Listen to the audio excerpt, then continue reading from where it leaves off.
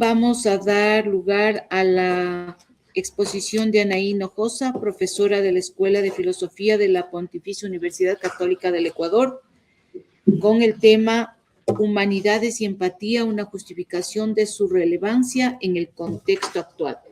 Bueno, buenas tardes. Voy a iniciar con mi ponencia titulada Humanidades y Empatía, una justificación de su relevancia en el contexto actual. En algunos momentos tal vez tendré que explicar lo que he escrito y, bueno, continuaré con la lectura. Empiezo. En determinados debates sobre decisiones éticas es común apelar a la empatía, como si fuera una solución general a problemas de convivencia, de violencia o de polarización política. También se le atribuyen funciones muy amplias, desde mejorar las relaciones interpersonales hasta sostener proyectos de justicia social. Además, en la filosofía, lo que se conoce como la filosofía de la ciencia, filosofía de la mente, la empatía no se concibe como un simple sentimiento amable, sino como un problema filosófico que cuestiona hasta qué punto es posible comprender lo que los otros sienten y qué implica realmente preocuparse por su bienestar. Voy a agregar un ejemplo. 1.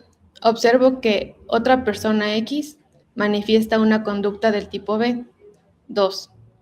Sé que en mi caso, cuando yo realizo una conducta del tipo B, esta es causada por un estado mental del tipo M. 3. Concluyo que, puesto que la conducta de X se parece a la mía, debo tener una causa interna similar. Por tanto, X está en un estado mental del tipo M. He dado este ejemplo para explicar cómo entiende la filosofía de la mente a la empatía. Esta complejidad explica que, pese a la frecuente invocación del término en ámbitos como la educación, la política, la salud mental o incluso las redes sociales, no siempre exista claridad respecto de su significado y de las exigencias prácticas que comporta. Por eso sostengo una tesis específica, la idea de que la empatía tiene un ámbito de funcionamiento especialmente claro y posiblemente delimitado en la experiencia estética, y que son precisamente las humanidades las que permiten comprender y trabajar con rigor esta forma de empatía. En la poética, Aristóteles sostiene que la tragedia imita acciones humanas, de tal modo que suscita en el espectador piedad y temor, y que precisamente a través de esas emociones se produce la catarsis. No se trata solo de un desahogo, sino de un aprendizaje. Sentimos piedad por el sufrimiento ajeno y temor porque no reconocemos algo similar podría ocurrirnos a nosotros mismos. La tragedia funciona así porque el espectador se ve a sí mismo en el personaje, reconoce en él su propia vulnerabilidad. Leído desde la categoría moderna de empatía, esto permite decir que la catarsis es una forma temprana de entrenamiento, entre comillas, de la respuesta ante el dolor de los otros.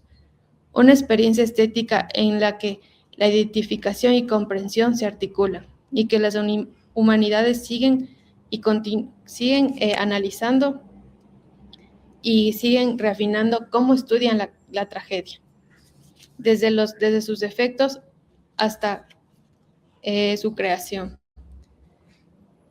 En Kant, algo similar aparece formulado en otros términos. En la crítica del juicio, el juicio de gusto no se reduce a un gusto privado, sino que se presenta como si debería ser compartible por cualquiera.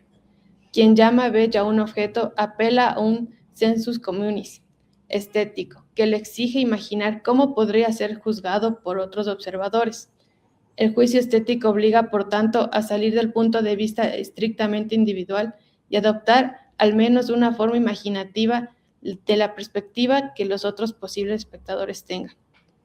Posteriormente, Theodor Lipps desarrolla el concepto de Einfühlung, que hace para explicar cómo es posible que ciertos objetos, una obra arquitectónica, una escultura, un paisaje, se nos parezcan como vivos, como portadores de angustia o de serenidad. En este contexto, la empatía consiste metafóricamente en introducirse afectivamente en el objeto, proyectando en él nuestras propias disposiciones y vivenciando esa proyección como experiencia estética. Antes de antes de su ampliación ética, es una forma específica de relación con las obras de arte. Por humanidades puede entenderse el conjunto de disciplinas orientadas al estudio de acciones, creaciones, ideas y formas de expresión humanas mediante métodos críticos e interpretativos. Bertrand Russell propone en The Aims of Education que el valor de la humanidad no radica en la utilidad técnica inmediata, sino en la formación del juicio y la comprensión reflexiva de la experiencia humana. Las humanidades cultivan una inteligencia capaz de distanciamiento crítico, amplitud de perspectiva y sensibilidad ante la complejidad cultural. El objetivo de esta ponencia no consiste en presentar la empatía como fundamento de la ética o de la política, aunque es muy interesante, pero no lo haré en esta instancia, sino en defender una tesis más acotada. La empatía como categoría permanente para comprender la relación con las obras de arte, y en un sentido más amplio con los productos culturales. En este marco, las humanidades constituyen un espacio privilegiado y único en el que esa forma de empatía puede describirse, analizarse y discutirse. Antes de que el término de empatía se consolidara en la psicología o filosofía, el vocabulario dominante para hablar de nuestras respuestas al sufrimiento ajeno era la simpatía. En el uso clásico, simpatizar con alguien significaba sobre todo sentir pena o compasión por su situación, experimentar una afección ligada al malestar del otro, pero manteniendo una clara distancia entre lo que le pasa a él y lo que me pasa a mí. Podría haber una fuerte carga emocional, pero no necesariamente implicaba comprender desde dentro su posición, sus razones o su modo de vivir ese sufrimiento. En otras palabras, si alguien sufre, se experimenta tristeza. Si alguien celebra, se comparte la alegría. No hay cierta exigencia en reconstruir alguna situación, ni comprender en detalle lo que piensa o cómo interpreta lo que vive otra persona. Es una forma básica de sintonía emocional.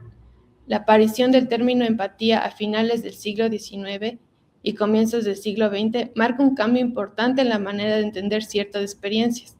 Cuando Theodor Lipps introduce el concepto de Einfühlung, intenta explicar algo que no se reduce a una simple reacción ante el objeto externo. Para Lipps, especialmente en la experiencia del arte, no solo se observa una forma, sino que se podría implicar en ella. Por ejemplo, cuando vemos una columna que parece sostenerse con esfuerzo o una línea que percibimos como tensa, no estamos describiendo únicamente características físicas. Estamos proyectando en esas formas algo de nuestra propia experiencia corporal. En ese sentido, no decimos solo lo que vemos, sino cómo lo vivimos. Las cualidades que atribuimos al objeto reflejan modos en que nosotros mismos sentimos el movimiento, el peso o la estabilidad. Tampoco se trata de comprender la mente del autor, ni de adoptar algún punto de vista moral. Se trata más bien de explicar por qué ciertas formas parecen expresivas, como si estuvieran vivas. Una línea puede parecernos vigorosa, una curva melancólica, una estructura serena, incluso si no hay personajes ni historia. La empatía estética intenta dar cuenta de esa experiencia. Por otro lado, aunque Bertrand Russell no trabaja directamente el concepto de empatía, sus ideas sobre la educación y el carácter ayudan a pensar algo muy parecido. En The Aims of Education y en On Education afirma que una buena educación no puede centrarse solo en desarrollar la capacidad de razonar de forma abstracta.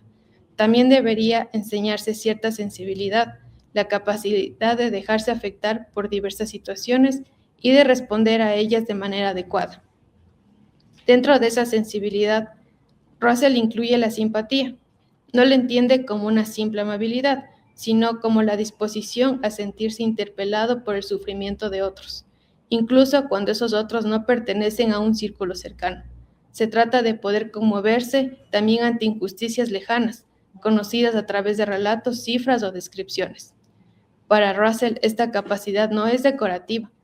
Una educación que solo desarrolla habilidades técnicas puede producir personas competentes pero indiferentes.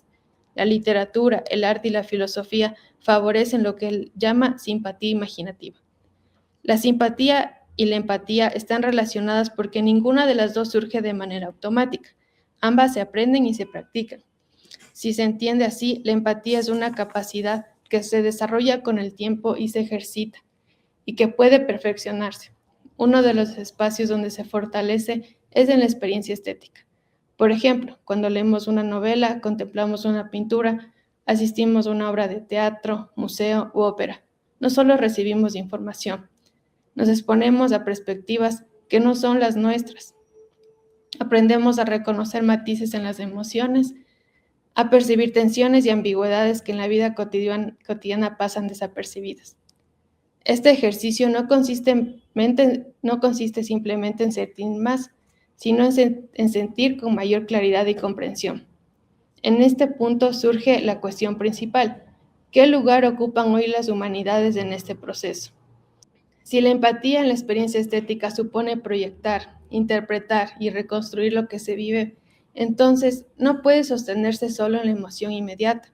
Requiere conceptos, distinciones y un lenguaje que permita aclarar lo que ocurre. Las humanidades proporcionan precisamente este marco, permiten describir lo que ocurre en la experiencia estética a diferenciar entre una reacción afectiva superficial de una reflexiva y reflexionar críticamente sobre nuestras propias reacciones. Conviene precisar que la experiencia estética no garantiza por sí misma una transformación moral. La empatía puede ser parcial, selectiva y si no es examinada críticamente. Precisamente por ello el papel de las humanidades ofrece herramientas conceptuales para analizar cómo atribuimos sentido, cómo interpretamos formas y cómo reaccionamos ante ellas. Su aporte es ante todo crítico y reflexivo, hacer explícitos procesos mediante los cuales comprendemos y proyectamos significado. Así entendidas, las humanidades no necesitan justificarse mediante grandes promesas, ni atribuirse la tarea de resolver por sí solas conflictos públicos. Su aporte podría ser más preciso y por ello más defendible. Ofrecer un espacio donde se aprende a comprender formas, relatos y posiciones distintas sin absorberlas inmediatamente en el propio punto de vista. Gracias.